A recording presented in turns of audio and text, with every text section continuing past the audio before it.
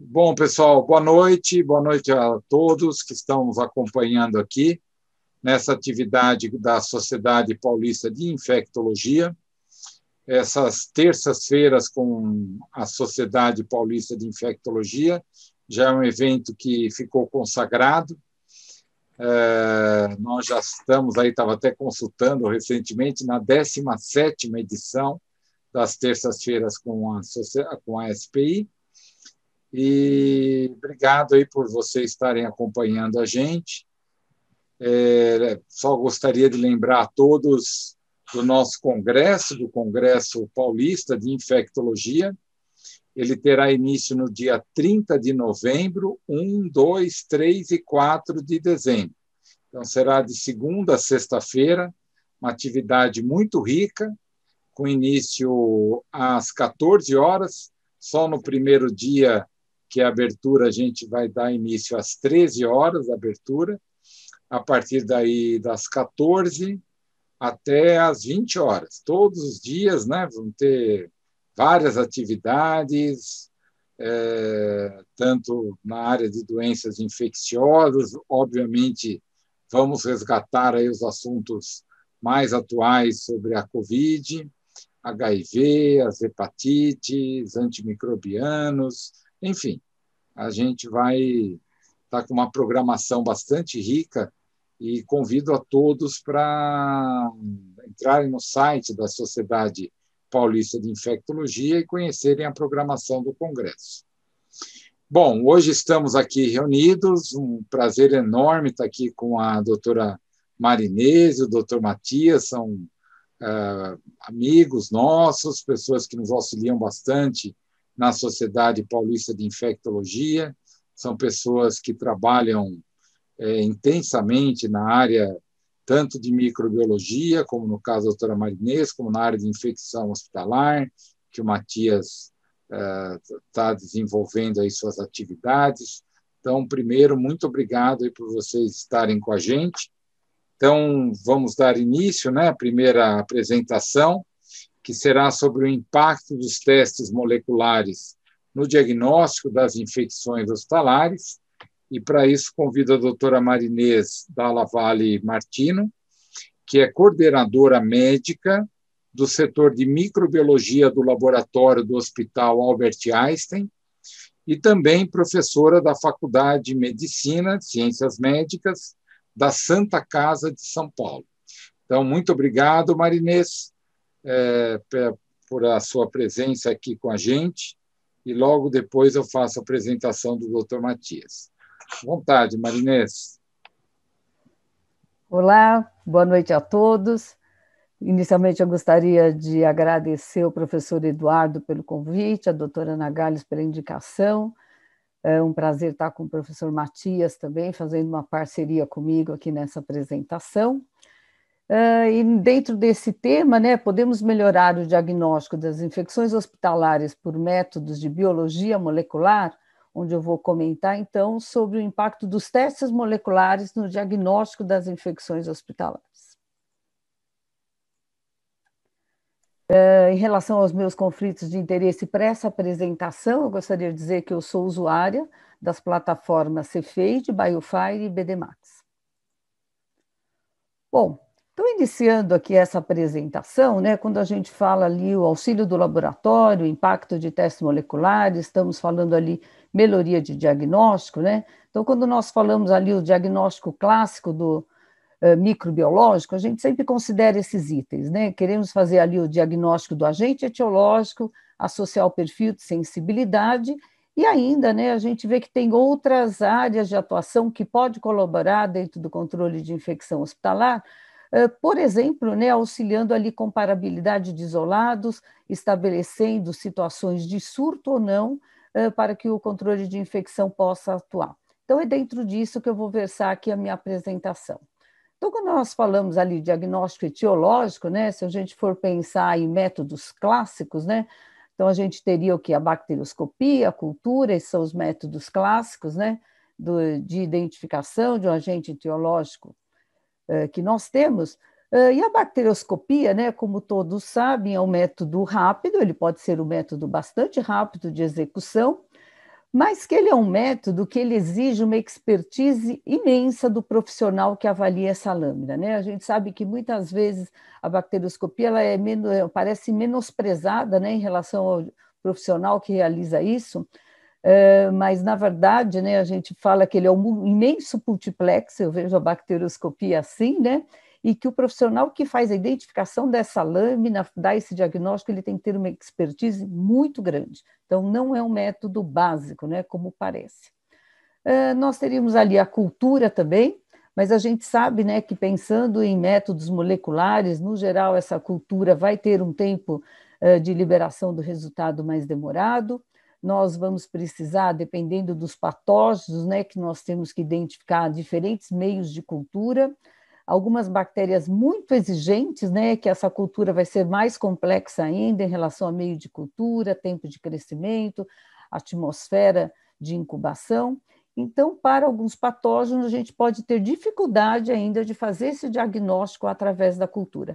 Isso sem considerar que, né, a gente fala em infecção hospitalar, a gente tem que pensar ali nos vírus, né, que também são importantes dentro desse diagnóstico, principalmente para o controle de infecção hospitalar, tomar medidas de isolamento, né? E, por fim, vem lá o perfil de sensibilidade, onde a gente sempre fica nesse binômio, né? Vamos realizar lá um método fenotípico ou vale ali o método genotípico? Bom, então, pensando ali do que é importante desses métodos, claro que a gente tem uma intenção sempre de ter um método com uma sensibilidade melhor, quanto maior a sensibilidade do método, melhor para esse diagnóstico, quanto maior a base que possa identificar um número de patógenos maior, isso também é melhor, né? Então, com esse binômio também, né, a gente fala que os métodos moleculares, eles têm características que se adequam a esses requisitos, né? E dentro dos métodos moleculares, a gente poderia, então, pensar em sistemas abertos, são aqueles sistemas que a gente pode montar como quiser, esse sistema para o diagnóstico dos diferentes patógenos, também para a detecção de genes de resistência, e temos lá os sistemas fechados. Para o laboratório clínico, né, os sistemas fechados, eles têm uma prioridade, né? Pensando ali na operacionalidade da execução, em termos de controle de qualidade, a gente consegue trabalhar melhor dentro dos sistemas fechados quando isso está disponível para o diagnóstico. Então, com isso, né, com esses sistemas fechados, a gente consegue ter uma operacionalidade técnica melhor e os sistemas fechados que nós temos hoje, eles têm esse grande benefício de trazer ali uma rapidez nesse diagnóstico. Então, nós vamos mostrar para vocês uma série de plataformas de sistemas fechados de biologia molecular, onde vocês devem considerar, né, do tempo de execução do teste por volta ali de 1 hora, às vezes um pouquinho mais, às vezes um pouquinho menos, dependendo da plataforma e dependendo do teste que a gente vai estar realizando. Bom, então primeiro então vou fazer com vocês, né, e avaliando quais são essas plataformas disponíveis. Então nós vamos começar falando então da plataforma do GeneXpert.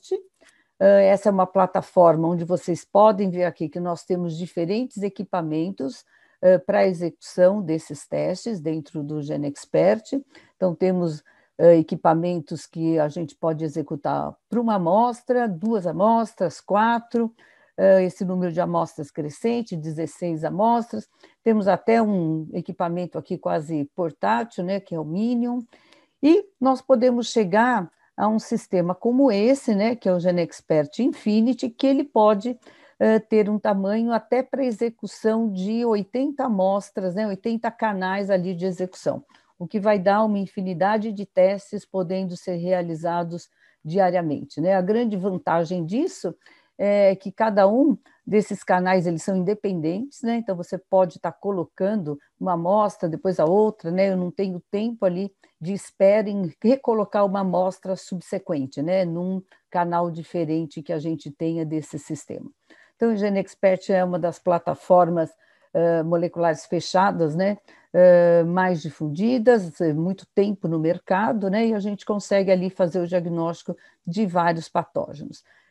Tudo funciona dessa forma, né? Então, para cada agente, nós temos um cartucho diferente, né? Então, por exemplo, se eu estou pensando em Clostridium difficile, é um cartucho.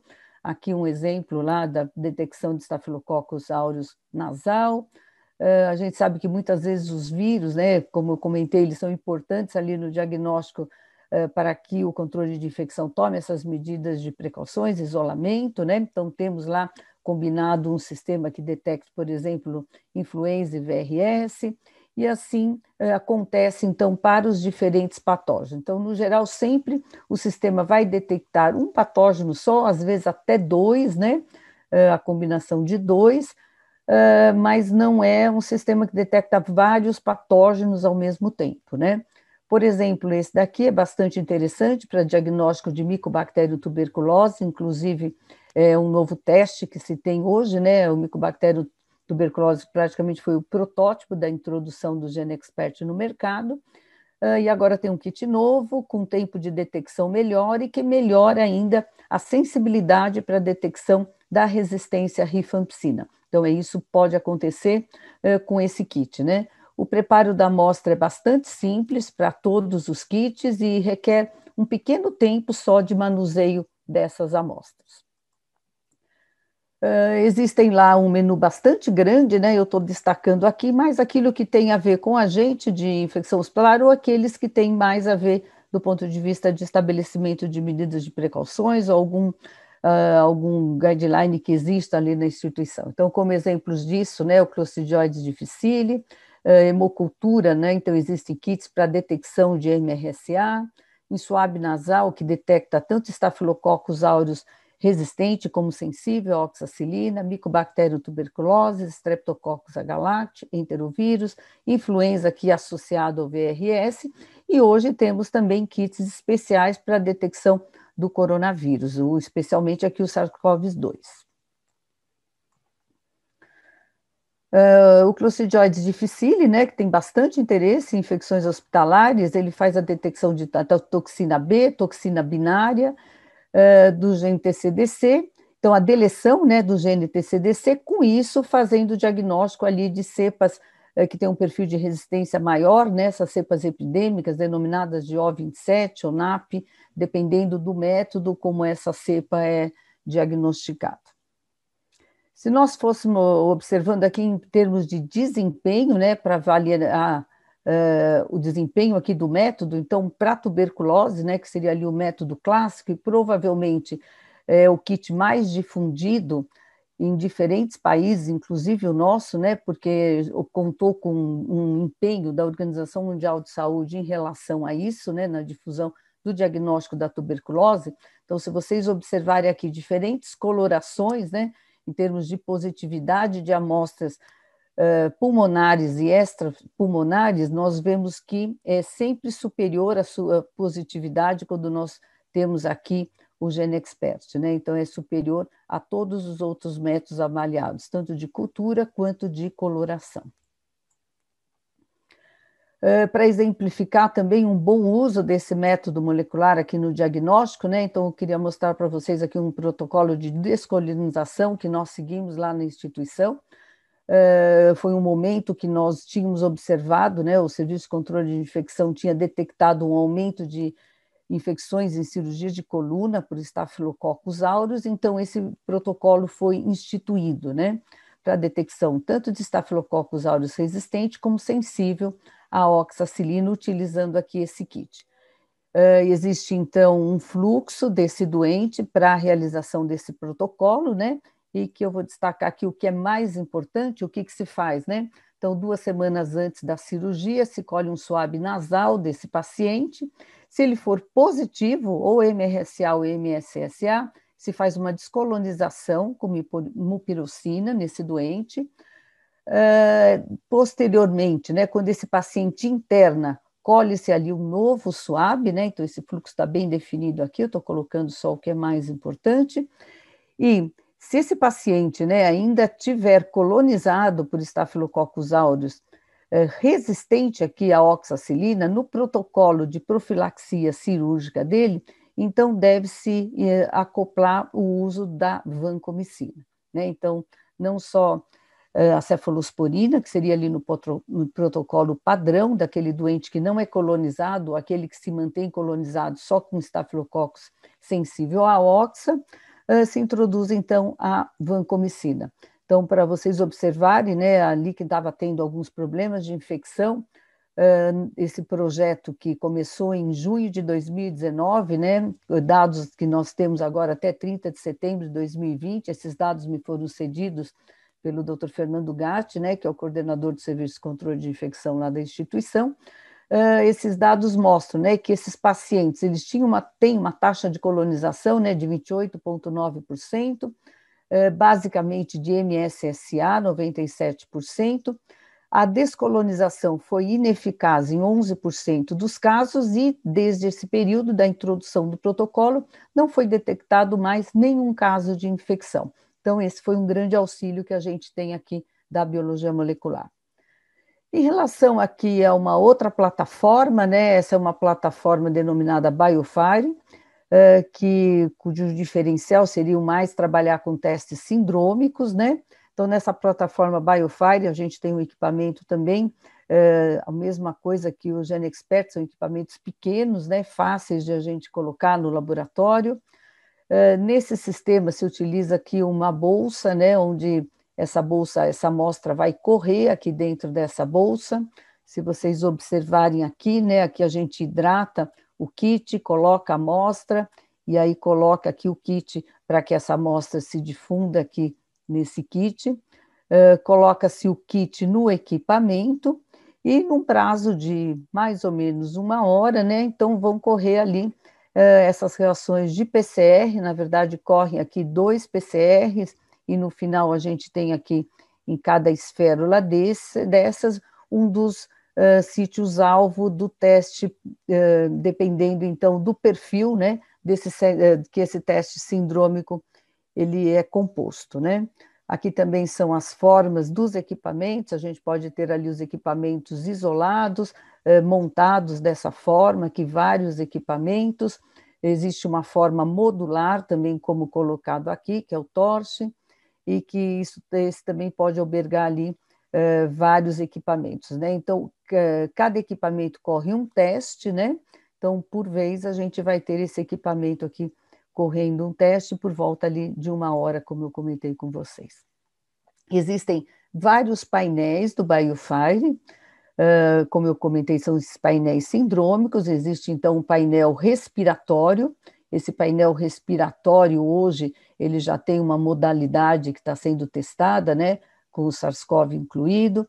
Existe um painel para hemocultura, um painel gastrointestinal, um painel para meningoencefalite, e esse novo painel, né, que a gente está dando mais ênfase agora, que é um painel para diagnóstico de infecções do trato respiratório inferior. Então, um painel que a gente chama lá do painel de pneumonias. Só para vocês observarem um pouquinho, né, a composição desses painéis. O gastrointestinal tem bactérias, protozoários, vírus, algumas bactérias especiais aqui, né, as coles diarreogênicas e a Shigella, inclusive fazendo o diagnóstico de coli produtora de toxina de Shiga, aqui importante o Clostridioides difficile. Então, vários agentes dentro desse painel gastrointestinal. Esse é o painel respiratório clássico, onde nós temos basicamente vírus, né, mas ainda tem a bordetella, a clamidiófila, a pneumônia, o micoplasma pneumoniae, que são bactérias difíceis de serem diagnosticadas por métodos clássicos em microbiologia. Aqui nós temos o painel de hemocultura, né, painel de corrente sanguínea, onde nós temos ali várias bactérias, né, as mais comuns que nós identificamos nas hemoculturas, né, Staphylococcus, aqui especificando se é aureus ou não, algumas espécies de Streptococcus, dos gram-negativos também colocado aqui, família Enterobacteriácea, com algumas bactérias incluídas, né? O que é interessante, se tiver uma Enterobacteriácea que não seja essa, né? Ele pelo menos ele fala que é uma Enterobacteriácea, só que não assinala nenhuma espécie, e ainda 5 espécies de Cândida, né? Vale ressaltar também que esse painel de corrente sanguínea, ele detecta aqui 3 genes de resistência, KPC, MEK-A e VAN-A, VAN-B. Então, esse é o painel, como eu falei para vocês, que eu ia dar um destaque maior, que é o painel novo, né? Esse painel de infecção respiratória, que está sendo introduzido agora e que nós estamos fazendo a validação. Do que é composto esse painel? De várias bactérias, né? Com muito interesse, infecções relacionadas à assistência à saúde, como a Acinetobacter, Enterobacter, Escherichia coli, as Klebsielas colocadas aqui, os estafilococos, mantém os estreptococos que nós temos ali no painel de corrente sanguínea, bactérias atípicas, né? Então, aqui incluindo a legionela, né? Que nós não tínhamos aqui esse diagnóstico antes, ainda, né? 7 genes de resistência, ISBL, CTXM, carbapinemases, KPC, NDM, OXA48, VIN e IMP, né? Então, carbapinemases importantes, genes de resistência, o MEC-A e MEC-C, e ainda resistência a enterococos. E aqui o que a gente pode observar, né, vários vírus, principalmente vírus da influenza, né, colocados aqui, o VRS. Então, acho que esses são os mais importantes. Então, ele faz o diagnóstico aqui de 27 patógenos e 7 genes de resistência. O que eu não comentei aqui é que esse painel, para essas bactérias, ele dá um resultado semi-quantitativo. E esse é um ponto que nós temos que nos adaptar, né? Nós estamos mais acostumados a liberar esses resultados em unidades formadoras de colônia, e aqui ele faz por unidades de DNA identificado, que eles chamam lá das BINs, né? Então, é essa análise que nós temos em validação, né? Temos feito essa correlação, varia de logs, né? Isso é o que tem sido observado, e isso vai ser importante, então, na avaliação desses resultados. Então, aqui, para a gente poder avaliar um pouquinho do ponto de vista desse diagnóstico, né, como é que ele se comporta em relação ao método clássico, então, essa publicação aqui do JCM. Então, o que nós observamos, né? Então, esse trabalho foi feito em várias instituições, considerada coleta de lavado broncoalveolar. Então, ele observa aqui, né, PN, o que está diagnosticado no painel de pneumonias, né? Então, observou ali que 62% das amostras estava tudo negativo, tanto no painel de pneumonias como nos métodos clássicos. Em 23% das amostras identificado tanto em painel de pneumonias e nos métodos clássicos, mas em 38 amostras, o que representou aqui 15%, os patógenos só estavam detectados no painel de pneumonia. Ainda, né, considerando aqui em termos de alvo, né, o que ele observou? Que metade, né, praticamente metade desses alvos só estava sendo detectado nos painéis de pneumonia, e a outra parte detectado tanto em painéis de pneumonia, no painel de pneumonia, quanto nos métodos clássicos, né? É muito raro, a gente vê aqui 2%, onde só se detectou uma bactéria no painel clássico, e no painel de pneumonia isso não aconteceu. Então, como conclusões disso, né, observou-se que existiu 63% maior de isolamentos no painel de pneumonias em relação ao número de amostras, né, e 94,8% se considerado o patógeno individualmente, como colocado aqui nessa figura B. Então, isso parece um bom desempenho, né, deste método, e que várias instituições, então, estão fazendo a validação do método. Uma outra coisa interessante, né, quando a gente fala ali, só comparando métodos clássicos, né, pensando ali na cultura, a gente sabe que também tem o diagnóstico dos vírus, né? Então, o que foi observado? Que em 64% dessas amostras não havia sido solicitado concomitantemente um teste para vírus, né? Então, isso foi observado aqui. Ainda, né? Somente 23,9% dessas amostras com vírus detectado no painel de pneumonia tinham solicitação ali no fluxo clássico. Então, isso chama atenção, porque se a gente fizer um fluxo só para bactérias, a gente vai estar perdendo o isolamento de vírus que podem ser importantes ali no diagnóstico das infecções. Outro aspecto importante que tem esse painel, nós vimos lá a detecção de genes de resistência, né? Então, se vê a correlação desses genes de resistência. Então, nessas amostras aqui detectados genes BLAC-APC, combinando aqui com a resistência aos carbapenens, né? Aqui um detectado o gene DM, porém aqui sensível a carbapenens, e em algumas amostras aqui nada foi detectado. Bom, ainda nós temos outras plataformas disponíveis no mercado, né? Que também funcionam como testes rápidos. Uma delas é essa, é o AIDINAL.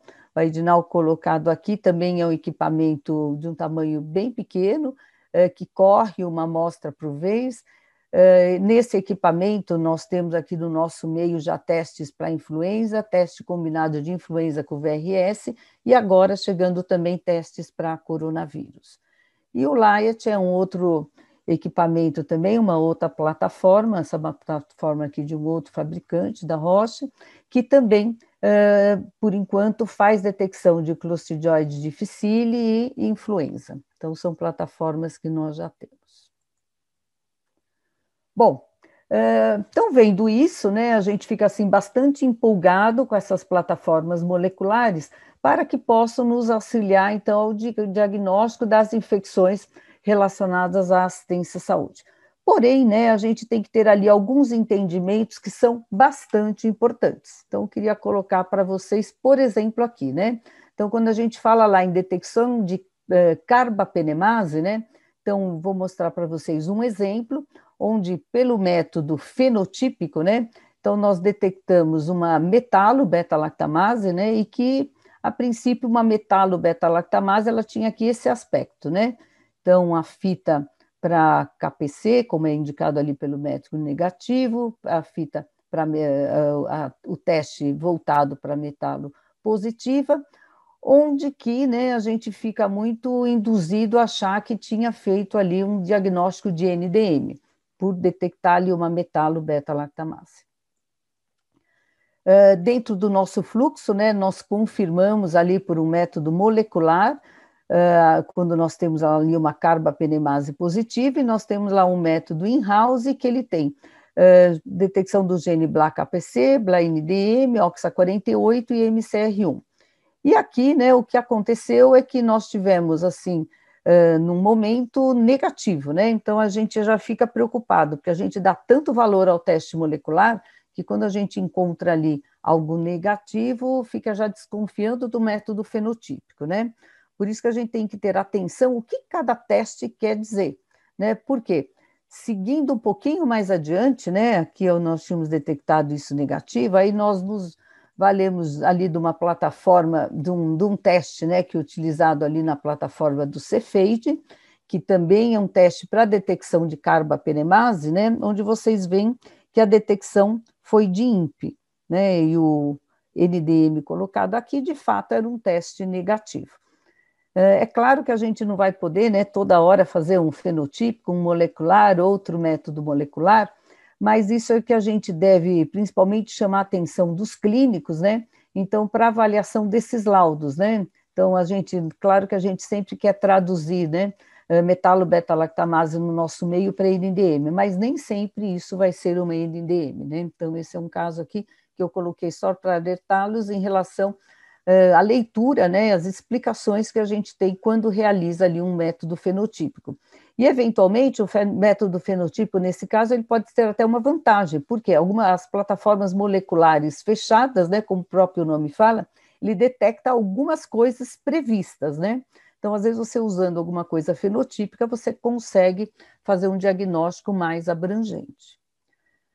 Outra coisa que a gente não pode esquecer, algo bastante básico, muito básico mesmo, é do pré-analítico, porque senão a gente, em vez de ajudar o controle de infecção, a gente atrapalha, né? Então, eu coloquei essa uma situação que a gente tinha aqui em 2016, quando nós introduzimos lá o método molecular para pesquisa de Clostridium difficile, vocês veem aqui, os casos de diarreia, né, de fezes diarreicas, eram muito inferiores, né, às solicitações que nós tínhamos.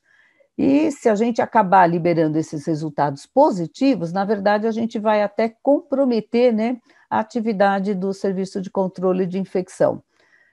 vocês observam ainda aqui, né, alguns casos repetidos, né?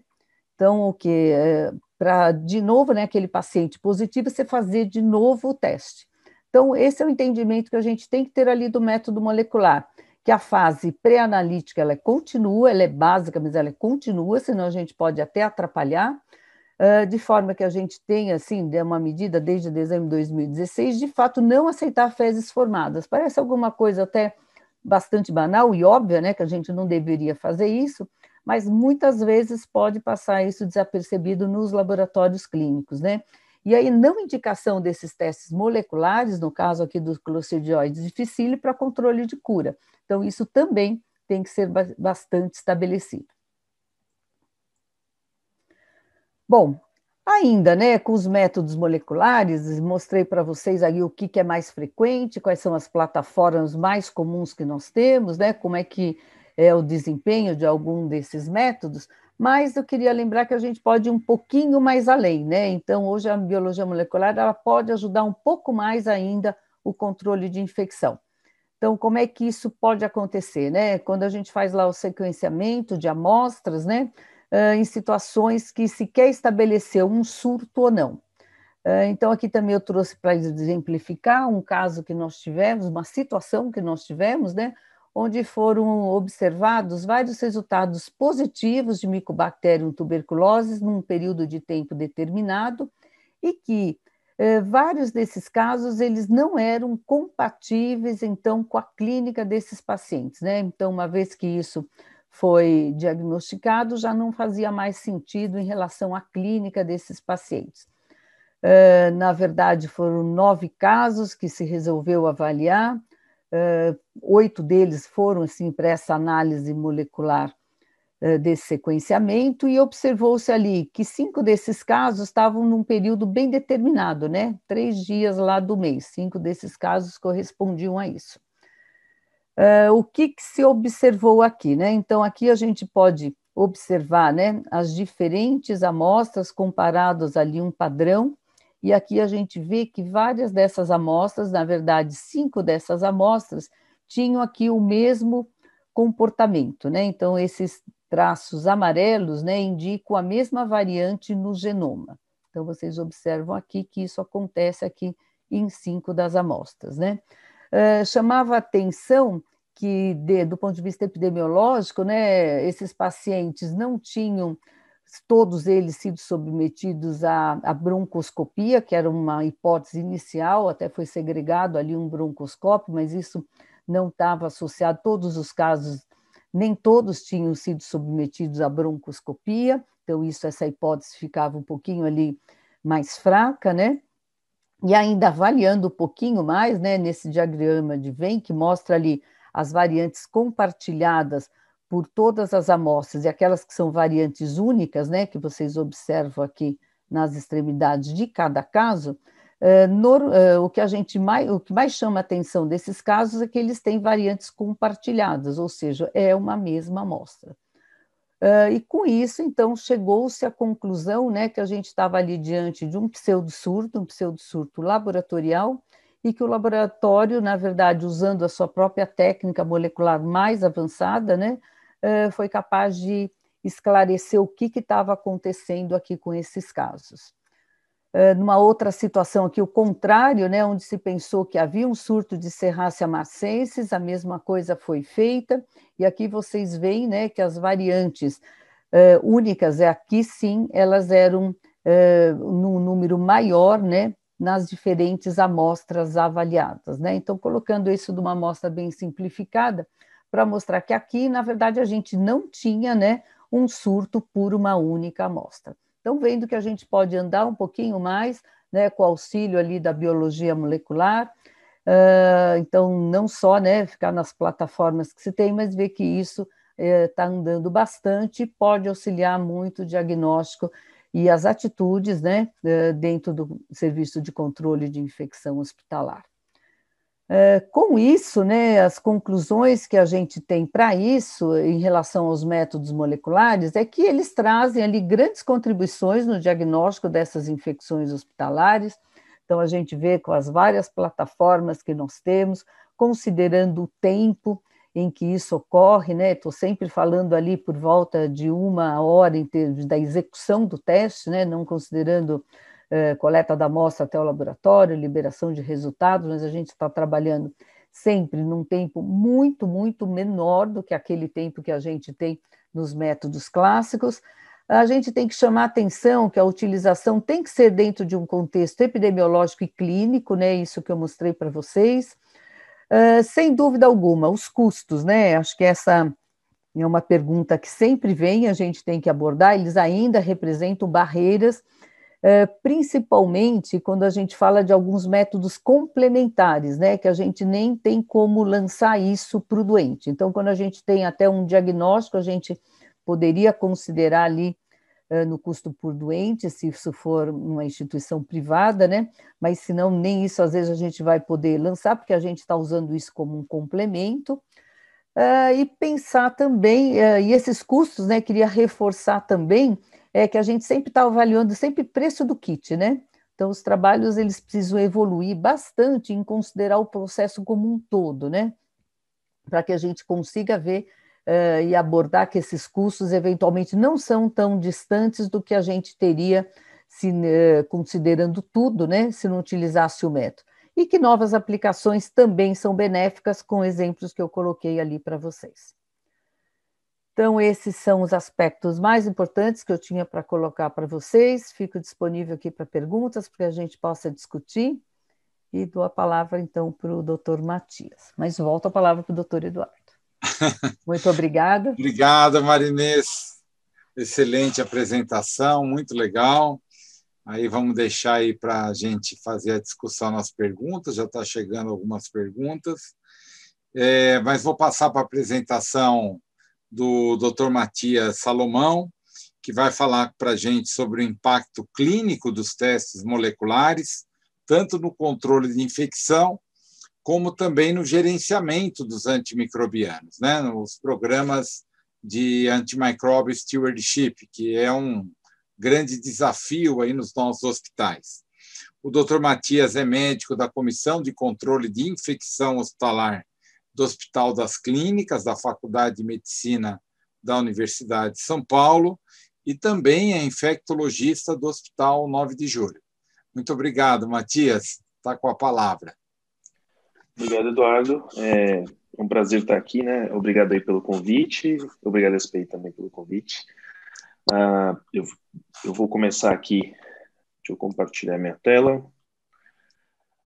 Então, eu vou falar para vocês aqui, né, sobre o impacto clínico, né, dos testes moleculares no controle de infecção hospitalar e antimicrobial stewardship. Queria falar primeiro que a aula da professora Marinês ajudou bastante a introduzir aqui, me facilitou bastante aqui a poder falar sobre esse assunto, né? Então, eu não tenho nenhum conflito de interesse, né? Então, falar um pouquinho sobre o impacto clínico desses testes moleculares no controle de infecção hospitalar. Então, primeiro, né, as infecções hospitalares, elas são importantes, e a multiresistência é importante pelas consequências que ela leva, né? Então, gera um alto impacto e custo para o sistema de saúde, né? A OMS estima aí que prolonga a internação hospitalar aí de torno de 5 até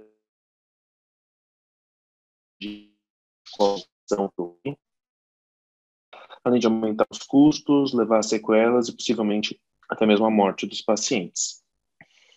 Nessa ideia de prevenção, existe a estratégia de vigilância de multiresistentes, né? Então, a ideia da vigilância é formular estratégias, intervenções para prevenir as infecções e melhorar o resultado dos pacientes.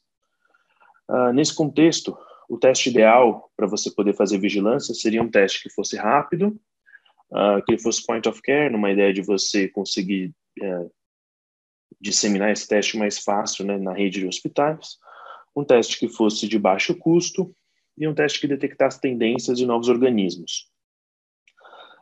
Pensando nos testes moleculares e nas plataformas que foram apresentadas aí na aula anterior, né, os testes moleculares, de forma geral, eles são rápidos, né, eles evoluíram, então, principalmente comparado à microbiologia clássica, né, a cultura, os testes moleculares saem em 1, 2 horas, né?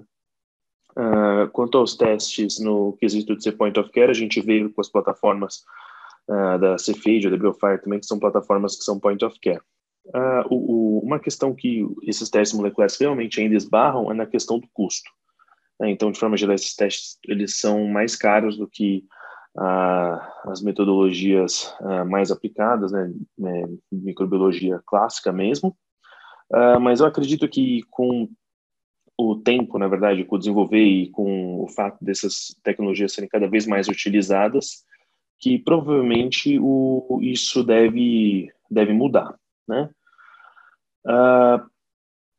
Quanto às tendências, isso é uma questão que é uma barreira que a gente tem, na verdade, que é referente às próprias plataformas, né? Então, que nem a gente pôde ver na aula anterior, a gente tem testes que detectam KPC, NDM, OXA, INP, VIM e por aí. Se por um acaso você tiver um mecanismo de resistência que não esteja dentro desses mecanismos, esse teste pode dar negativo. Então, acho que o exemplo que até foi mostrado, né, aquela situação em que aparecia no teste fenotípico uma metalo-beta-lactamase, mas na hora que foi feito o PCR para NDM foi negativo, a gente viu uma discrepância de testes e aí acabou tendo que um teste outro conseguiu identificar que tinha uma INP. Essa situação é uma situação que pode ocorrer, né, e é uma limitação do método, né, que talvez aí no futuro a gente vá ver o desenvolvimento de testes baseados em sequenciamento de última geração, né, que eles possam aí com sequenciamento total de genoma eventualmente ter um teste que seja rápido, point of care, e que a gente conseguisse detectar essas tendências em novos organismos.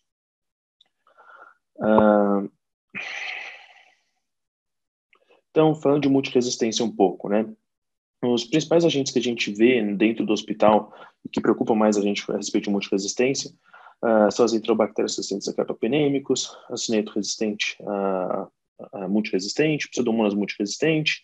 Para gram-positivos a gente pensa um pouco no estafo resistente à meticilina, né, oxacilina, e o enterococo resistente a vanco. Eu vou falar um pouco mais sobre aqui, primeiramente sobre a enterobactéria resistente a carbapenêmico, porque é uma área que eu estudo e foi parte do meu objeto do meu estudo do meu doutorado. Quando a gente olha os testes para vigilância, né, a gente vai ter testes para enterobactérias resistentes a carbapenêmicos, para Staphylococcus aureus resistente à meticilina e para VRE. Não tendo testes para acineto nem pseudomonas aí que sejam comerciais aí, pelo menos por enquanto. Então, das enterobactérias resistentes a carbapenêmicos, o mecanismo geralmente de resistência vai ser baseado em carbapenemases, e esses testes que a gente tem moleculares, eles são testes feitos para identificar os genes responsáveis por essas carbapenemases. Carbapenemases elas ganharam destaque há 19 anos atrás, depois da descrição da Klebsiella pneumoniae carbapenemase, que é a KPC. Esse é um mecanismo que ele se disseminou, né, disseminou pelo mundo todo, e associado à falta de novas drogas antimicrobianas, a gente até pensou que poderia chegar aí a fim da era dos antibióticos, né, com a OMS declarando as enterobactérias resistentes a carbapenem como uma das 3 grandes ameaças à saúde da humanidade. As enterobactérias resistentes a carbapenem, elas têm essa capacidade de fazer uma colonização intestinal, e a colonização intestinal tem um papel muito importante, porque ela funciona como um reservatório de organismos multidroga resistentes, pelo fato das próprias resistências, ela permite dentro do intestino haja transmissão desse mecanismo de resistência entre as bactérias intestinais e também permite que haja transmissão dentro do hospital, né, podendo ser causa de surtos. Pensando nisso, né, a gente faz a triagem para a enterobactéria resistente a carbapenem baseado no swab retal, né, então é recomendado que se faça para pacientes de alto risco, por exemplo, pacientes de instituições de longa permanência, pacientes que vieram transferidos de outro hospital ou com internação recente. O CDC, a Sociedade Europeia de Microbiologia, recomenda uma triagem periódica, né, para unidades de alto risco, por exemplo, UTI ou pacientes de transplante. E esses testes, a gente, que a doutora Menezes mostrou, né, a gente tem vários testes disponíveis, né, essa aqui é uma tabela que é interessante, é uma revisão, e ela compara, na verdade, testes aqui. A gente vê protocolos baseados com cultura, baseados em métodos cromogênicos, então o protocolo do CDC que é baseado em cultura, o supercarba e o método cromogênico, e aí depois os testes moleculares, né, que a gente vai ter o PCR real-time ou o teste mesmo comercial. E aí eu acho que vem a grande diferença é a característica do que você tem dos testes. Um dos testes você tem ele saindo quando é cultura em 48 até 72 num pior cenário, e num melhor cenário a gente conseguindo um teste molecular sair em 2 a 3 horas. Isso, óbvio, vem acompanhado do custo, que é o lado negativo do teste molecular, né? Um teste que você custa, na melhor hipótese, um teste $1 quando é baseado em cultura, mas quando é baseado em PCR comercial, chega às vezes a custar até $60. Esses custos, óbvio, que foram mudando com o tempo, né? Então, uma coisa que a gente tem que pensar quando a gente vai querer usar esses testes é quanto que o meu tempo para o resultado é importante para ele valer a pena essa diferença de custo, tá? Então, o que você tem que pensar além disso, né? Para implementar um programa de screening e usar essas metodologias, por exemplo. A epidemiologia das bactérias da sua comunidade, né, do seu ambiente. Então, saber quais carbapenemases estão no seu hospital, por exemplo, e isso você tem que bater com o seu teste. Se você tem uma prevalência alta de NDM, você não pode usar um teste que não tenha NDM, você vai precisar usar um teste que tenha, né? Ou se você tem um problema com pseudomonas, talvez você não vai poder usar o teste de KPC, né? Porque provavelmente o mecanismo de resistência vai ser outro e você vai acabar não identificando o agente que você quer. A habilidade de identificar grupos de risco, porque isso permite com que você use com maior sabedoria, né? A gente tem o stewardship de antibiótico, a gente também tem o stewardship de exames, né? Então, saber usar com sabedoria o exame e o recurso que você tem, né? Evitar desperdícios. Aqui acho que é uma questão muito importante, a disponibilidade e custo dos leitos de isolamento, né? Eu acho que aqui é um lugar onde os métodos moleculares eles acabam ficando bem atrativos para fazer a vigilância, em situações que o custo dos leitos de isolamento ou a disponibilidade é um limitante, talvez o teste molecular fica mais atrativo, né? Porque apesar dele ser mais caro, ele vai diminuir o tempo que você vai gastar esse recurso que é o leito de isolamento. Além disso, você tem que tem que levar em consideração a logística para a coleta de espécies, das amostras, o quanto que o seu laboratório já é capacitado para fazer essas tecnologias, né? Então, seja o teste molecular, como as outras tecnologias já, ou mesmo desenvolver e validar testes in-house. Agora, falando um pouco de Enterobacter resistente carbapenem, um pouco da nossa experiência no HC, eu vou começar falando desse trabalho, que é um trabalho bem interessante, que é da Miriam. Esse trabalho ele não é feito, na verdade, com método molecular, ele é biologia clássica, né, microbiologia clássica, mas aqui, na verdade, é só para trazer um pouco da ideia de onde surgiu a ideia do próximo trabalho, que sim a gente teve que usar a metodologia molecular, né? Então, isso aqui é uma das UTIs do Hospital das Clínicas, né? O que a gente via era que era uma UTI que tinha uma prevalência bem alta de Enterobacter resistente carbapenem. Foi feito um modelo matemático para estudar a transmissão das enterobactérias resistentes a carbapenem, pensando que o profissional de saúde seria o vetor.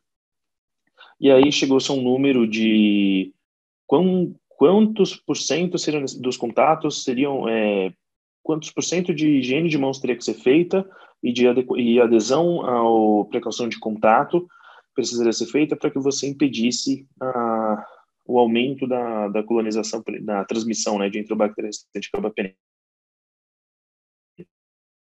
É um número de 70%, mais ou menos, do período de intervenção, esse período aqui. Antes do período de intervenção, a gente vê que tem 3 momentos de surto, que inclusive a unidade chegou a ser fechada, e depois do momento de intervenção a gente vê que a prevalência realmente ficou mais baixa, né? E é interessante que, muito tempo, a prevalência no período antes era mais alta, e quando a gente tem o período de intervenção, a prevalência fica mais baixa, mas ela nunca atinge 0, apesar da gente ter um R0 aí de 0,42, né? Era esperado que fosse chegar a 0, né? E não chegava a 0 porque, na verdade, os pacientes continuavam chegando na UTI, né? Então, eles continuavam chegando na UTI colonizados por Enterobacter resistente carbapenem. Pensando nisso, né, um dos lugares que foi feita uma hipótese de que poderia ser a fonte desses pacientes seria o PS, né? Isso daí acabou gerando o meu trabalho da minha tese, né? uma ideia aí que o Ícaro teve junto com a Ana Sara e acabou virando a minha tese de doutorado, né? Então, no nosso pronto-socorro lá do Hospital das Clínicas, ele é uma unidade de alta complexidade, 30% dos pacientes do hospital são admitidos via pronto-socorro, então ele é importante para a nossa biologia, digamos assim, do nosso hospital, né? E ele é um PS que é superlotado normalmente, né? E com isso, os pacientes ficam internados muito tempo, ficam em macas, e o que provavelmente facilita a transmissão cruzada, né? Essa aqui é uma foto do corredor num dia bem cheio, né? Do PS, a gente vê aí mais de 30 pacientes, 30 pessoas nesse corredor. Marcas próximas umas às outras, a gente não precisa ser um controlador de infecção hospitalar para pensar que isso daqui provavelmente facilita a transmissão. Então, esse daqui é a publicação, né? A gente publicou esse trabalho aqui no JHI, e a ideia nossa aqui era fazer um rastreamento no PS baseado de Enterobacter Cetacabapene, mas baseado em PCR. Então, por que PCR, né? É um pronto-socorro, a gente, pensando nas nossas metodologias que a gente tem disponíveis, não seria possível aguardar 48, 72 horas para um teste, né, para uma cultura. Então, a gente acabou tendo que adotar a ideia de fazer o teste molecular. E aí eu vou mostrar um pouco de como foi a nossa experiência, porque o teste molecular seria em 2, 3 horas, eu queria mostrar o que a gente teve, né? Então, o objetivo era avaliar a colonização pelas enterobactérias resistentes a carbapenêmico, vendo a frequência, a taxa de colonização secundária e os fatores de risco. A gente fez um estudo com uma prevalência prospectiva, a gente colheu a amostra por 2 meses, né, no PS do hospital. A gente colheu 2 swabs fetais nas primeiras 24 horas de internação, um para a cultura convencional e o outro para o teste molecular. O teste molecular que a gente usou foi o Cepheid, né, o Expert CarbaR, que é um RT-PCR que detectava os genes de resistência KPC, NDM, VIN, IMP1 e OXA48. Pacientes que na cultura inicial ou no SWAB inicial estivessem negativos, a gente repetia a mesma metodologia com cultura e PCR a cada 7 dias, né, enquanto o paciente estivesse internado no PS, a menos que o paciente, parando, né, de fazer essa vigilância, caso o paciente ficasse colonizado ou se o paciente recebesse alta, falecesse ou fosse transferido, né. Então, a gente avaliou a frequência de portadores de Enterobacter resistente carbapenema na admissão, os fatores de risco para a colonização e a taxa de colonização por Enterobacter resistente carbapenema no PS. Então, foram 1.088 pacientes admitidos, com 676 coletas, e 46 pacientes, né, ou 7%, que estavam colonizados à admissão. Então, a gente chama de colonização à admissão em torno de 7%. Os pacientes, eles tinham predominância do sexo masculino, mas bem pouco, 52%, uma idade média de 57 anos. A maior parte dos pacientes era de origem comunitária, mas 41% deles tinham sido expostos previamente a serviços de saúde. Aí, avaliando os testes, né, a gente vai ver que dos 46 que eram positivos, né, na admissão, a gente vai ver que tem uma questão aqui que é interessante. A gente tem pacientes que eles são positivos tanto pelo método molecular, quanto por cultura, mas a gente teve alguns pacientes que eles eram cultura para positiva, né, o teste fenotípico positivo, mas o PCR negativo. E também a gente encontrou situação inversa, né? Esses pacientes aqui, que eram cultura positiva e PCR negativa, a gente sequenciou, fez sequenciamento total de genoma, e a gente acabou identificando alteração de perda de porinas, hiperexpressão de bombas de fluxo e SBL. Então, alguns pacientes que realmente a gente acabou mas quando a gente já vai ver o total de pacientes identificados, 36 versus 38 nesse universo, a gente vê que é um teste que ele realmente pode ser utilizado aí na nossa realidade. Dos 300 pacientes inicialmente não colonizados e que ficaram mais de uma semana no PS, né, isso mostrando já uma internação prolongada, né, 50 a gente fez segmento e desses 50, 18% se colonizaram, né, então mostrando uma taxa de colonização no PS bem importante. Que nós vimos aqui de fatores de risco, né, na análise univariada, foi exposição ao serviço de saúde, presença de comorbidades, hepatopatia, insuficiência renal aguda, transplante de órgãos sólidos de antibióticos, e na multivariada o que ficou foi a exposição a serviço de saúde, hepatopatia e uso de antibióticos. Interessante que a gente teve 6 pacientes que eles não tinham fatores de risco a princípio clássicos, mas eles eram colonizados, né? Então, esse trabalho ele é interessante porque ele não poderia ter sido feito se a gente tivesse utilizado outra metodologia, né? A gente está, no momento, fazendo uma segunda fase desse estudo, que, na verdade, a gente já encerrou a parte de coleta, né, de amostras. A gente coletou mais de 1.000 swabs no pronto-socorro, de vigilância, e esse daqui era um trabalho observacional. Esse trabalho que a gente está fazendo agora é um trabalho de intervenção, no qual a gente instituiu o isolamento, né, e aí a gente quer ver qual foi o impacto do teste e do isolamento na transmissão, né, para ver se a gente conseguiu impedir uma situação similar aí, onde 18% dos pacientes se colonizam dentro do pronto-socorro. Então, falei um pouco de Enterobacter resistente carbapenem, falar um pouco de MRSA. Então, MRSA, a gente tem 25% dos pacientes que são colonizados por MRSA nas UTIs, eles desenvolvem infecção. Então, a ideia de triagem é interessante, a gente pode identificar reservatórios assintomáticos. A triagem pode ser feita tanto por cultura quanto por PCR, existem as duas metodologias, né, disponíveis, né. Caso um paciente venha positivo, a gente poderia instituir precaução de contato e, eventualmente, tratar, né, fazendo descolonização, por exemplo, em pacientes de pré-operatório. O swab universal é algo meio controverso. Recomenda-se geralmente que isso seja feito mais para pacientes com risco aumentado para colonização, né? Pacientes em uso prévio de antibiótico, internação prolongada, que admissão em UTI, hemodiálise, ou contato com o portador de MRSA, né? Ou então fazer o swab para profissionais de saúde em situações que a gente encontra reservatório de surto e transmissão continuada, mas não sendo recomendado para fazer para todos os pacientes, né? Existe também essa recomendação para ser feita para casos cirúrgicos, por exemplo, cirurgias cardíacas, ortopédicas. Em UTIs, alguns trabalhos de baixo nível de evidência viu que a triagem foi associada à diminuição de incidência de bacteremia por MRSA. Mas quando os autores tentaram fazer ensaios clínicos para ver se realmente o PCR diminuía a incidência de bacteremia, isso não conseguiu ver. E, na verdade, o que a gente tem aqui é que, inclusive, esse trabalho aqui é um trabalho que fez com 13 UTIs europeias, né, fazendo um ensaio clínico randomizado por cluster. Eles viram que, apesar da triagem que foi feita em cultura e PCR para MRSA, VRE e SRE, o fato de ter alta adesão à higiene de mãos e banho de clorexidina acabou atrapalhando o estudo, porque eles não conseguiram ver mudança com a triagem. Então, aparentemente, para fazer triagem de MRSA, a gente tem a triagem para internações, né? A gente tem os testes tanto por cultura quanto por PCR, mas validado para questão cirúrgica. Aqui eu faço um elo entre a ideia de vigilância por uma ideia de stewardship. Então, ao invés de você...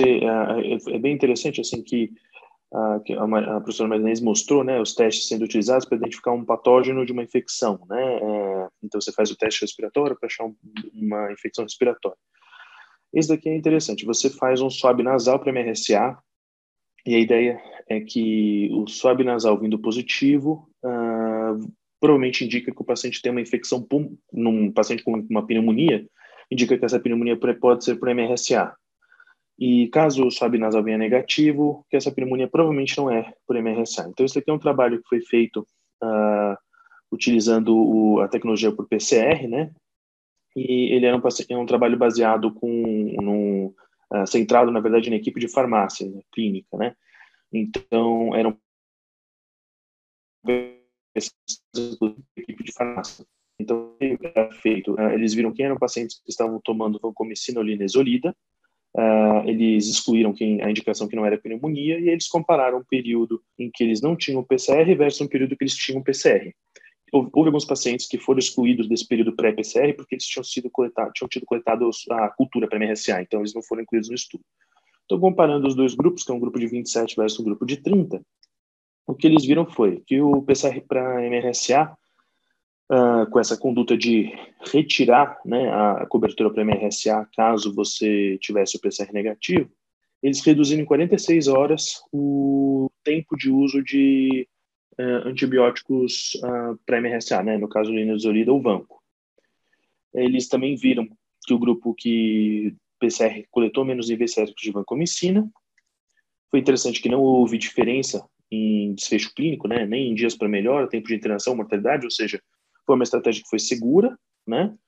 E ainda teve um bônus aí que o grupo PCR teve uma incidência menor de lesão renal aguda, 26 versus 3,3%, provavelmente por estar usando menos vancomicina. Um trabalho um pouco maior, com mais ou menos a mesma metodologia, também baseado em farmácia, feito pela Clínica Maio, agora já comparando 240 pacientes versus 74, mesmo desenho de estudo.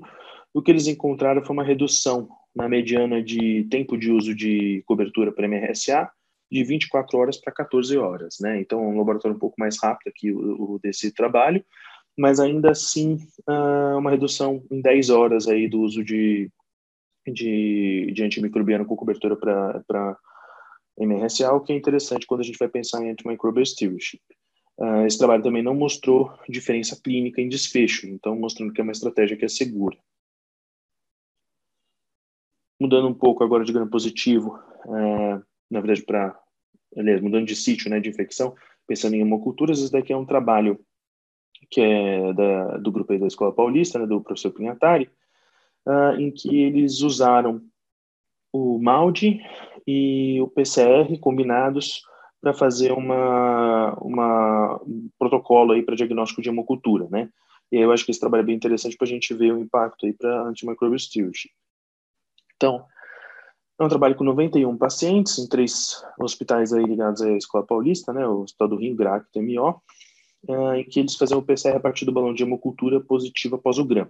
E concomitantemente isso era feito mal de TOF. Foram feitos diversos painéis, né, para gram positivos, gram negativos, aí com ISBL, carbapenemase, metalo e metilases, né, para aminoglicosídeos.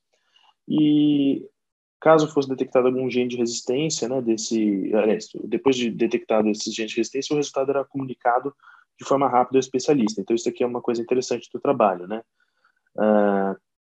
Você tem um teste que, no caso aqui, isso é um painel in-house, né? Não precisa ser necessariamente um painel sempre comercial, você pode fazer um in-house, dependendo de como for a capacidade do seu laboratório. Porém, a comunicação do resultado era feita de forma rápida, né? Não adianta muito você ter um teste que ele é muito mais rápido do que a cultura se a comunicação não for feita de forma rápida para o especialista, para que ele possa tomar as condutas de forma rápida frente a um resultado, né? Então, era feita essa comunicação e o que foi visto foi que a mediana de tempo de antecipação entre a comparação entre o tempo da cultura e o tempo do PCR foi uma mediana de tempo de menos 38 horas, o que é bem impressionante, né? Quase um dia e meio de antecipação no tempo do resultado.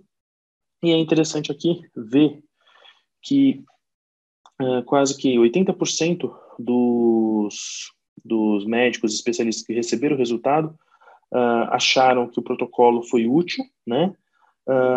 Havendo a modificação na prescrição em 25% das situações, né? 16 fizeram escalonamento e 10 fizeram descalonamento, e mesmo esses outros 75%, na verdade, 80% das situações eles achavam que foi útil o teste, né? Então, mostrando aí que a gente, para o especialista, esse resultado é importante e ele permite aí a gente a manutenção ou a modificação da antibiótico terapia, sendo importante aí para o antimicrobial stewardship.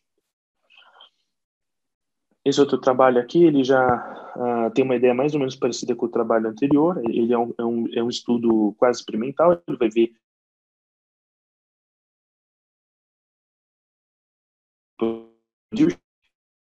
diagnósticos rápidos, né, para adequação de antibiótico, tanto o antibiótico empírico quanto o descalonamento, né. Isso aqui pensando em infecção de corrente sanguínea só para o BGN. Esse trabalho ele usa o FilmArray a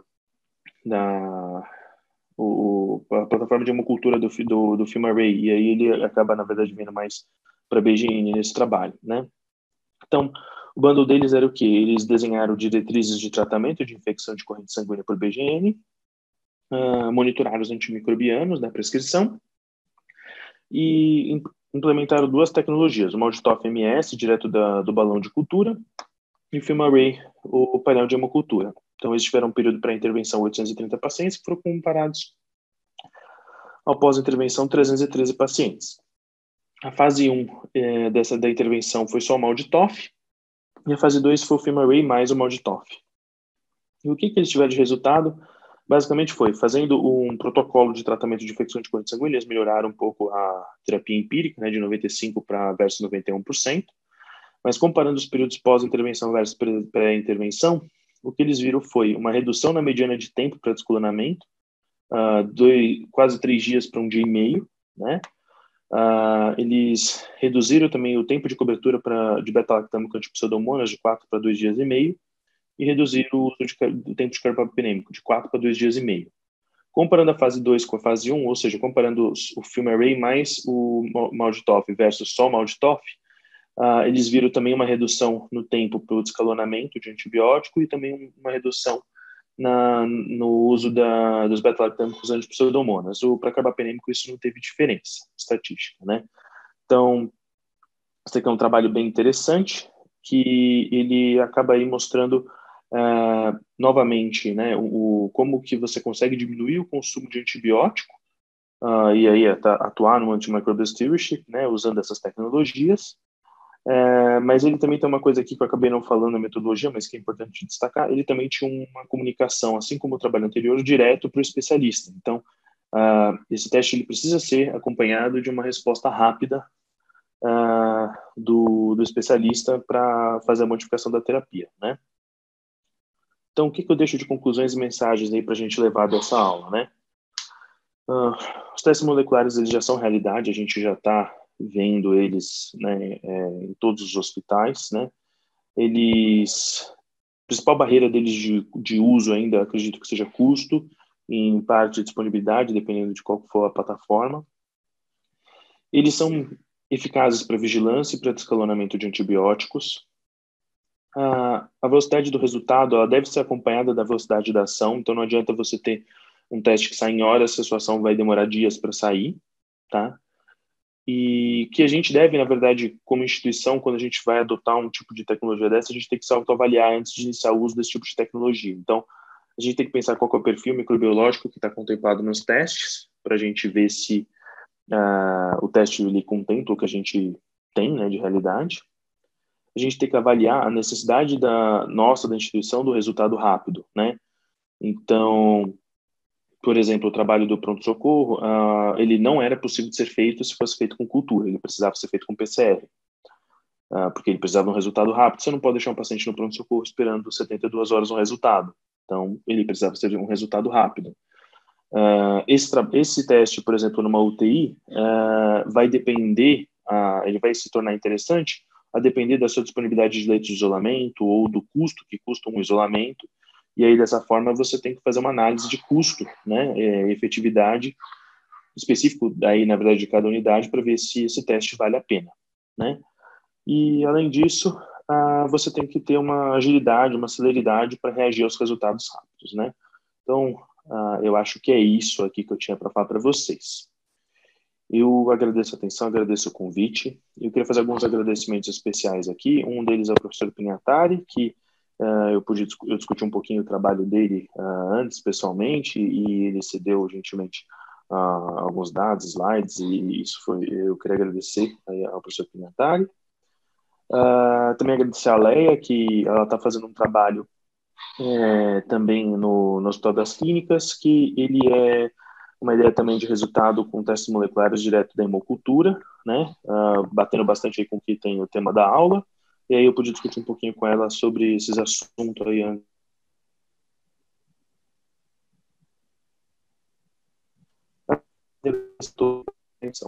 Obrigado, disponível para as perguntas.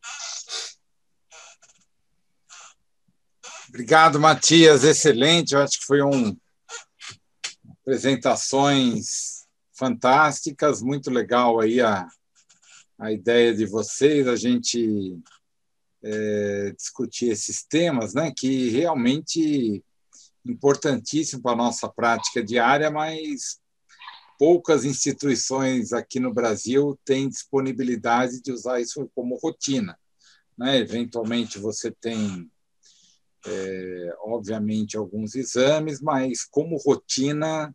Aí até pergunto para a Marinês. Marinês, como está isso em termos de Brasil? Né? Se a gente for como a gente sabe que é tão heterogêneo a questão da microbiologia nos hospitais, né?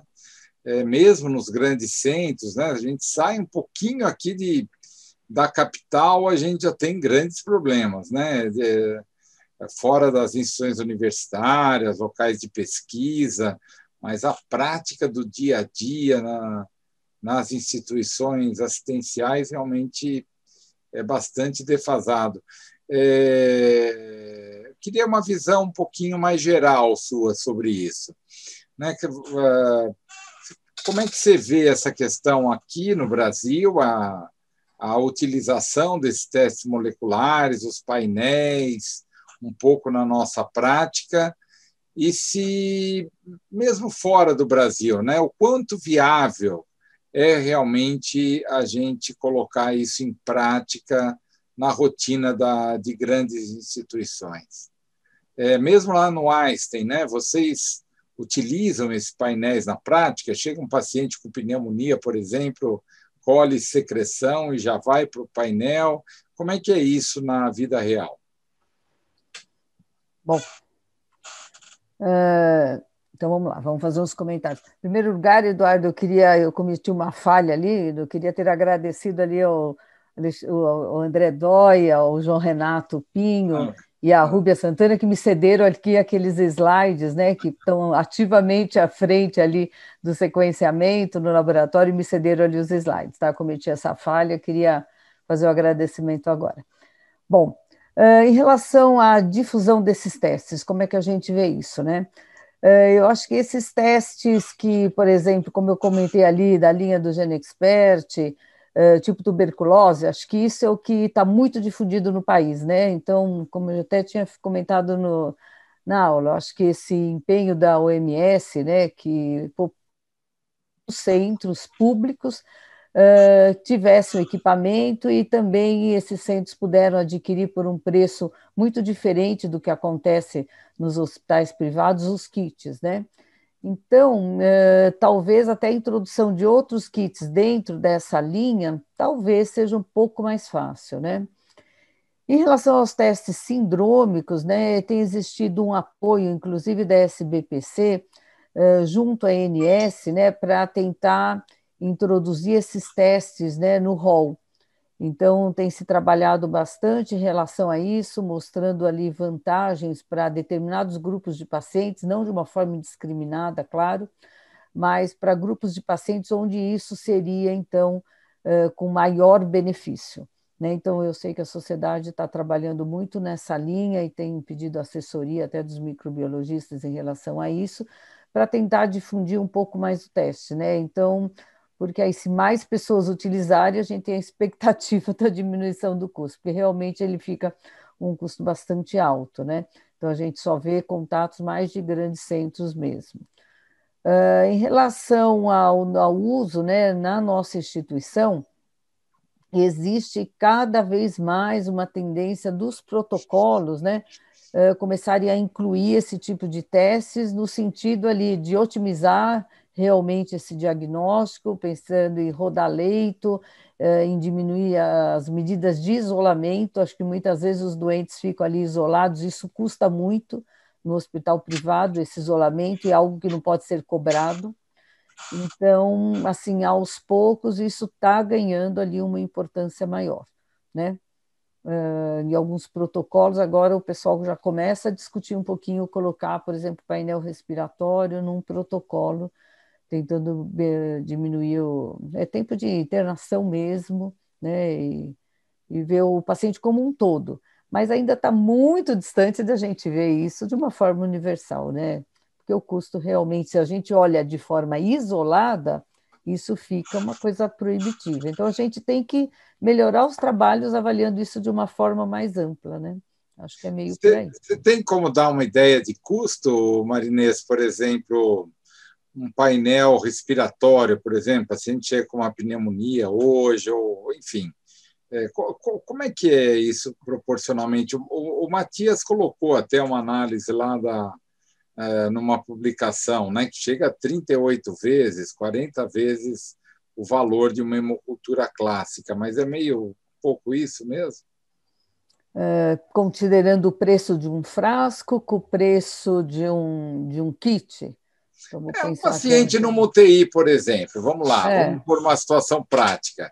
Você na UTI, você suspeita de sepse, e aí você colhe uma hemocultura em comparação a uma plataforma que você avalia um painel aí desses agentes mais comuns de resistência na detecção. Como é que é isso em termos de Então, custo? agora, esse é um probleminha ainda das hemoculturas, né? O painel de corrente sanguínea, porque o painel de corrente sanguínea, eu não comentei, ele só vale para hemocultura positiva. A gente ainda não consegue ter um painel disponibilizado aqui no nosso meio que a gente coloque direto o sangue do doente. Então, ainda ela precisa da hemocultura positiva. Então, esse é um gap importante ali no método, né? Então, talvez o painel de hemocultura é aquele que ainda a gente tem mais mais opções, né? Porque se você fizer um mal de TOF, você pode ali já quase chegar nessa identificação, não tem o gene de resistência, né? Então, o painel de hemocultura ele é bem interessante. A gente já viu casos muito bons, mas tem esse problema. Ele tem mais concorrência. Eu acho que o painel respiratório tem menos concorrência. Um painel que anda muito bem no hospital é o painel de meningoencefalite. Acho que esse é um painel muito importante. Muito Legal. importante. O do líquor. O do líquor eu acho que fica muito campeão, né? Porque a hora que você detecta lá que é um vírus, você não vai internar o doente, ou dependendo do que, a medida é muito diferente. Então, o painel de meningoencefalite, eu acho que esse já mostra, é mais fácil você mostrar o custo-benefício. Tá? Legal. Até tem uma pergunta aqui do Valério Aquino. Quais as vantagens dos testes moleculares que auxiliam a convencer os gestores na implantação? Que é um pouco isso que a gente está conversando, né? Eu acho que é olhar o pacotão, né? Olhar quem cobra pelo pacote, talvez até tenha uma vantagem em relação a isso, né? Porque o que ele vai cobrar? É tempo de internação, é uso de antimicrobianos, mas é a história do stewardship, que realmente você tem que estar linkado com o controle de infecção, né? Isso é mostrado, e eu acho que o Matias mostrou muito bem o trabalho. Também não adianta você liberar o resultado se não tem ninguém que vai atrás disso e vai tomar uma medida. Então, aí é inútil, né? Então, é um recurso que você está jogando fora. Então, é enxergar o inteiro, né? Eu mostrei esse protocolo para vocês aí de MRCA cirúrgico. Então, a gente estava tendo infecção cirúrgica. A hora que você faz um protocolo e gasta com isso, mas também você não teve mais infecção dentro de um protocolo. Então, acho que essas são as coisas boas, né? Que a gente tem que estar monitorando. Explorar um pouquinho o Matias aí no seu estudo. Matias, o que interessante, né? É lógico que é muito difícil, né? A maioria dos estudos mostram isso mesmo, com várias intervenções em UTI. Mas essa é uma intervenção muito interessante, né? Você ter o diagnóstico rápido do paciente, já mudar, acertar o esquema de antimicrobiano, mas mesmo assim sem impacto no tempo de internação e na mortalidade, né? A maioria dos estudos que você mostrou, isso não mudou a história natural desse paciente numa unidade de terapia intensiva. O que você atribui isso? Olha, eu acho que, na verdade, de forma geral, né, o que tem desses estudos, eles têm uma terapia empírica que ela é ampla, né?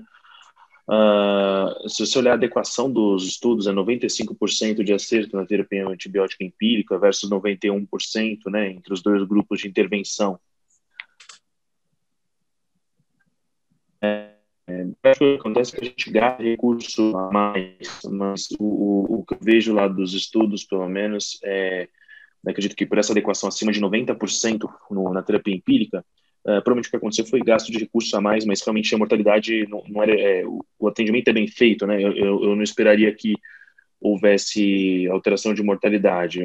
O teste ele não aumentou, na verdade, o escalonamento, né? Ele acabou atuando para descalonar, né?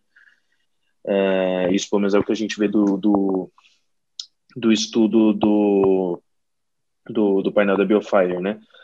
O trabalho que tem do Pinhatara é interessante, que esse trabalho ele fazia esses painéis, né? E ele teve algumas atuações para escalonamento, né? E se a gente olhar, eu acabei não falando do subgrupo, mas quando a gente avalia alguns subgrupos, por exemplo, de transplante de medula, né, da legião quemato, né, daquele trabalho, teve um impacto um pouco maior nas condutas, é um número menor de pacientes, mas ele teve um impacto maior na conduta, né, tendo alguns escalonamentos. Eles têm, inclusive, um relato de caso, que é de um paciente que tinha uma resistência a carbapenem, e aí eles conseguiram identificar que era com o painel, que era realmente KPC, e eles conseguiram identificar também resistência a aminoglicosídeo, então sendo prescrito o antibiótico, no caso, que foi o ceftazidimab bactam, que na época não era um antibiótico que estava tão...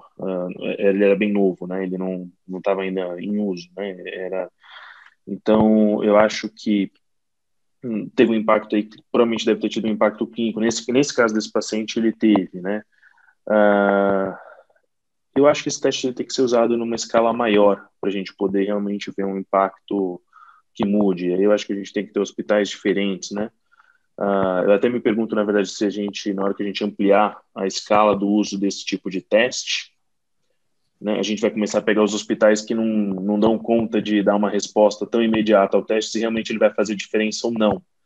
Aí talvez ele pare de fazer diferença porque a gente não tem quem leia e interprete, né? Mas eu acho que só quando a gente esses testes forem mais difundidos que a gente vai começar a ver realmente isso ter alguma questão de impacto clínico em situações de hospitais que talvez não entrem com esquemas tão amplos, ou talvez em contextos de resistência maior, né? Se a gente entrar, por exemplo, no HC, que é um hospital, esse trabalho da Leia, um hospital que a gente tem um perfil de resistência um pouco maior, né, do que de outros hospitais, né, resistência mais prevalente do que em outros hospitais, talvez aí tenha um impacto na mortalidade, pensando em ampliar espectro, dependendo do que a gente encontra. Não, eu acho que é um pouco por aí, né? Talvez o impacto maior, né? Os hospitais de São Paulo, né? Os dados da vigilância epidemiológica mostram que cerca de 50%, 60% das klebsiellas isoladas em hemocultura, em UTIs aqui de São Paulo, são resistentes aos carbapenems, são KPCs. Da mesma forma, em torno de 90% de Acinetobacter, que é o nosso primeiro agente de PAV, é resistente aos carbapenems. Quer dizer, provavelmente, se a gente conseguisse detectar rapidamente essa resistência, porque a gente está condenado a utilizar a polimixina empiricamente em grande parte das PAVs e mesmo de infecção de corrente sanguínea, né? Quer dizer, é um problema, é um problemão que a gente está. Então, um diagnóstico rápido, especialmente de pneumonia associada à ventilação, eu acho que teria um impacto muito importante, né? Que quando se avalia no geral, aquilo que você falou, provavelmente você entra com o esquema empírico, e o esquema empírico já é estendido aí para múltiplos agentes, então a relação é menor. Mas quando você vai, por exemplo, senão você vai ter que usar um carbapenem mais polimixina mais vancomicina em todo paciente com PAV na instituição. E essa é uma realidade, né? É uma realidade de muitos dos nossos serviços que têm utilizado empiricamente antibiótico amplo espectro, né? E o medo é isso progredir para uma ceftazidimab bactam num futuro próximo aí como parte desse tratamento empírico. Isso me assusta bastante, né? Então, realmente, o investimento no diagnóstico é muito positivo, né? De que a gente tente mudar essa realidade, né? É muito importante isso. Ok. Bom, gente, são 9h30. Matias, alguma consideração, umas palavras finais, alguma coisa? Tudo bem? Eu queria, agradecer a oportunidade, foi um prazer, tá? Acho que a gente falou, foi bem proveitoso aí a nossa apresentação, a mesa. Queria agradecer a Marinês pela aula, foi excelente aí, que eu aprendi bastante. Muito obrigado aí. Legal. Marinês, algumas palavras finais aí para a gente encerrar? São 9h30 já. Também queria agradecer a atenção de todos, especialmente ter estado com o Matias, com você, Alexandre, sempre é uma coisa boa, né, Eduardo? Então, a gente sempre é alguma coisa bastante produtiva, né? Então, Legal. é isso que eu queria agradecer. Bom, gente, muito obrigado aí à audiência, Matias, Marinês, a todos que acompanharam esse evento.